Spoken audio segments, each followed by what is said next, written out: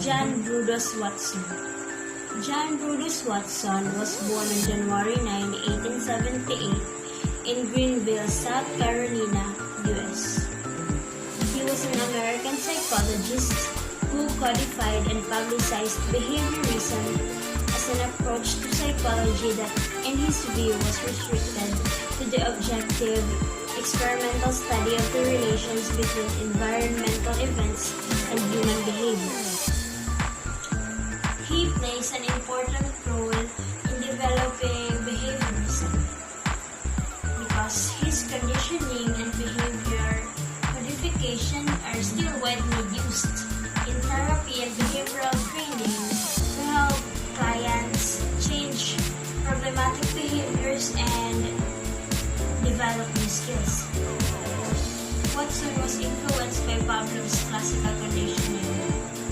He proposed that the process of classical conditioning based on Pavlov's observation was able to explain all the aspects of human psychology, everything from speech to emotional responses were simply patterns of stimulus and response. Watson's behaviorist theory was focused on external and outward behaviorism of person. He believed that a person's physical response provided the only insight into internal actions.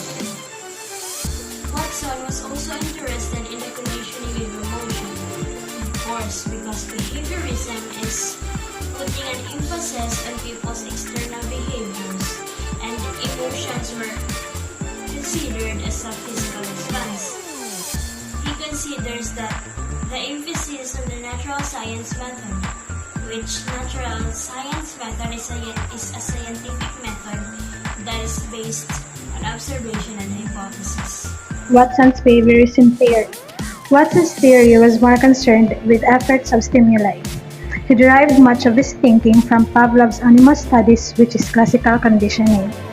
This is also referred to as learning through stimulus substitution, a reference to the substitution of one stimulus for another. For example, the ringing of a bell eventually produced the same response as food for Pavlov's dogs.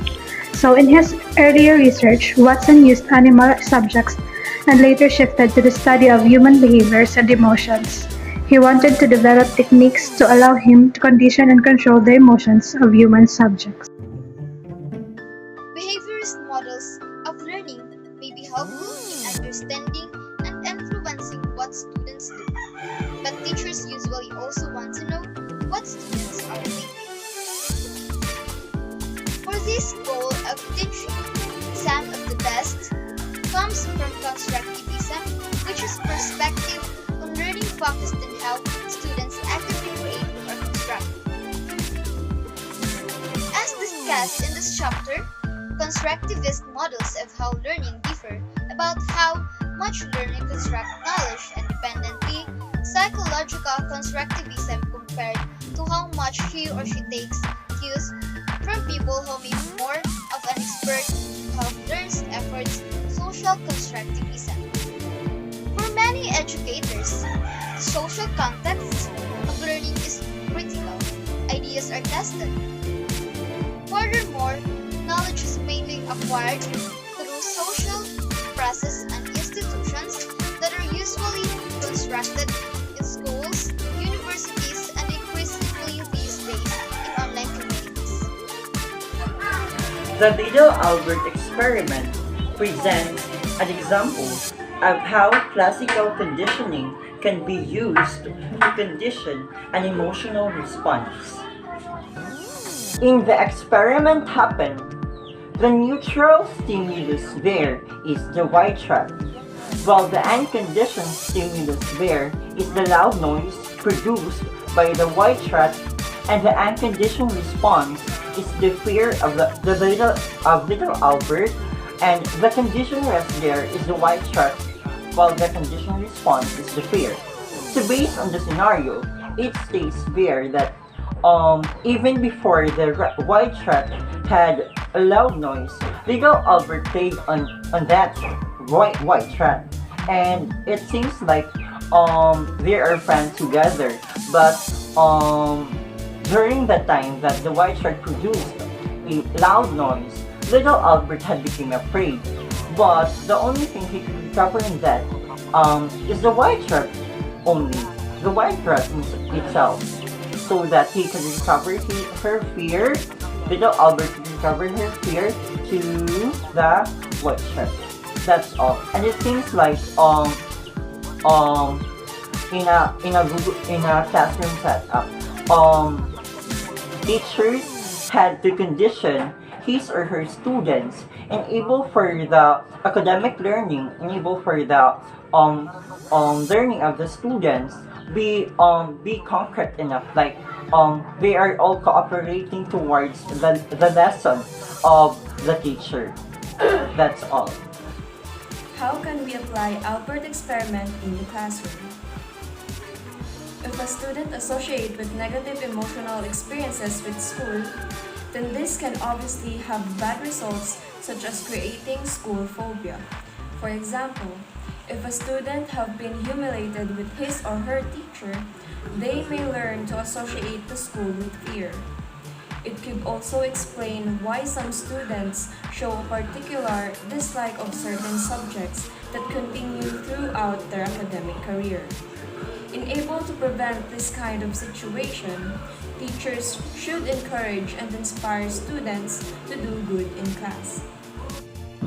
And now let's move on to reinforcement and punishment. So reinforcement, it is the process of encouraging or establishing a belief or pattern of behavior, especially by encouragement or reward. In short, the goal of reinforcement is to increase desired behavior. So, reinforcement has its positive and negative types. The positive reinforcement occurs when a behavior is encouraged by reward. So meaning, we are adding something, a reward to a specific behavior para mas ma-motivate at bata na mabuhat in action. For example, if a child enjoys candy and cleaning the room is the desired behavior, the candy is a positive reinforcer or reward because it is something that is given or added when the behavior occurs. Next, we also have the negative reinforcement. Negative reinforcement involves the removal of something negative to strengthen a behavior. So meaning, we need to do something that will remove the negative behavior of a person. Either iisgan mo or tatagan mo yung consequence. For example, Yu's mother keeps on nagging because his room is always messy. And so, he decided to clean his room to stop his mother from nagging. So that is the example of negative reinforcement. So therefore, positive punishment is adding something that will serve as a lesson for you not to do the action again. So next, we have the negative punishment. So negative punishment is removing something undesirable behavior. So meaning, gipupush ta it person para mawara na itong behavior nga maraot. For example, Anna went outside during curfew time. The negative punishment is that Anna will be grounded for 1 week because of disobeying the rules. So that is the example of negative punishment. So next, we have the punishment. Punishment is an act of inflicting a consequence or penalty on someone as a result of their wrongdoing, or the consequence or penalty itself. The act of grounding or spanking a child for wrongdoing is an example of punishment. So punishment also has its positive and negative types. And the positive punishment is adding something that will result in an unpleasant consequence. The goal here is to decrease the likelihood that the unwanted behavior will happen again in the future. For example, a child perform in class, which is against the rules. The punishment is the teacher disciplining the child in front of the class so that the child will not do it again. So good day everyone, I am Marian and I am going to report the operant conditioning. So first, what is the meaning of operant conditioning? So operant conditioning, sometimes referred to as instrumental conditioning, is a method of learning that employs rewards and punishment for behavior. But operant conditioning is not just something that takes place in experimental settings. It also plays a powerful role in everyday learning. Reinforcement and punishment takes place in natural settings all the time, as well as in more structured settings such as classrooms and therapy. Components of operant conditioning. Reinforcement. So what is reinforcement? Reinforcement is any event that strengthens or increases the behavior it follows. There are two kinds of reinforcers. In both of these cases of reinforcement, the behavior increases. Is positive reinforcers. So positive reinforcers are favorable events or outcomes that are presented after the behavior. In positive reinforcement situation, a response or behavior is strengthened by the addition of praise or a direct reward.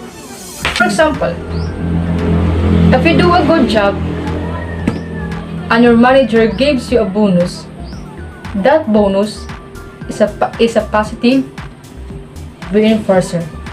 Negative reinforcers involve the removal of unfavorable events or outcomes after the display of a behavior.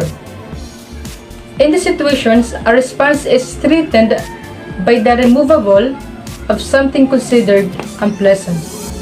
For example, if your child starts to scream in the middle of a restaurant, stops once you hand them a treat, actions lead to the removal of the unpleasant conditioning. Punishment and operant conditioning. Punishment is the presentation of an adverse event or outcome that causes a decrease in the behavior it follows. There are two kinds of punishment. In both of these cases, the behavior decreases. Positive punishment. Positive punishment, sometimes referred to as punishment by application, presents an unfavorable event or outcome in order to weaken the response it follows. Spanking for best behavior is an example of punishment by application.